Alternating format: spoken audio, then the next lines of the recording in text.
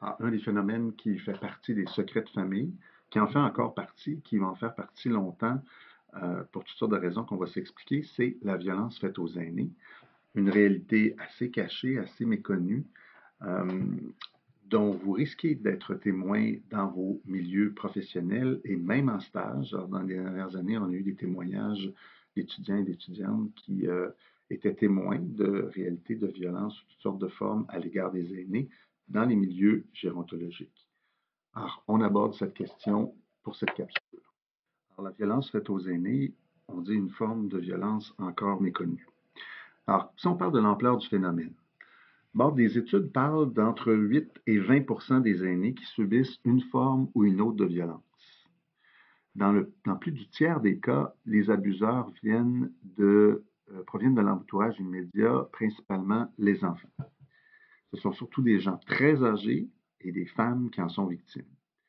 Le portrait est difficile à cerner précisément à cause principalement du seuil de tolérance plus élevé des aînés. Il faut comprendre qu'ils ont été élevés dans une autre époque où la culture de la dénonciation était complètement différente et ils sont forgés à endurer, à tolérer des choses qu'aujourd'hui on ne tolère plus. Comment ça se vit? Alors, la principale forme reconnue, retrouvée, c'est la violence matérielle, la violence financière, euh, beaucoup liée à l'héritage, aux abus des enfants, parfois de la confusion, parfois des rapports affectifs plus ou moins sains avec leurs parents, qui cherchent à tirer un avantage financier de ces personnes-là. On parle aussi beaucoup de maltraitance psychologique et ça peut aller jusqu'à la maltraitance sexuelle. Là, c'est moins des familles, mais par exemple des milieux de soins ou des milieux d'habitation des gens. On parle aussi de négligence, alors ça veut dire soins inadéquats, hygiène insuffisante, etc. Ça rejoint un certain nombre d'aînés aussi. Et on parle d'abus de droit, donc des gens qui n'ont pas le minimum de reconnaissance de leurs droits ou qui sont privés de, de, de leurs besoins élémentaires.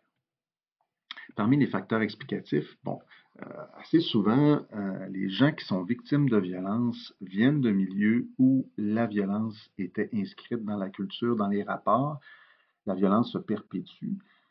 Des gens vont dire, ben souvent les agresseurs d'hier sont devenus les agressés.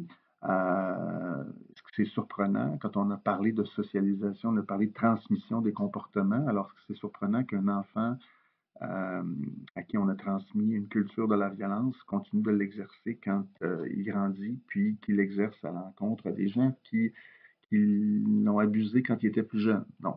Alors, la violence familiale ou conjugale, alors ça se passe entre parents et enfants ou entre conjoints.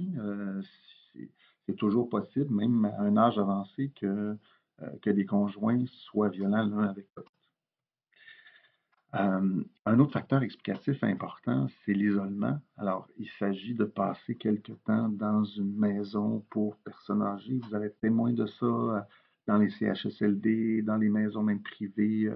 On parle beaucoup de l'isolement des aînés et ça les place parfois dans des situations de dépendance affective par rapport à leurs enfants, par rapport à leurs proches.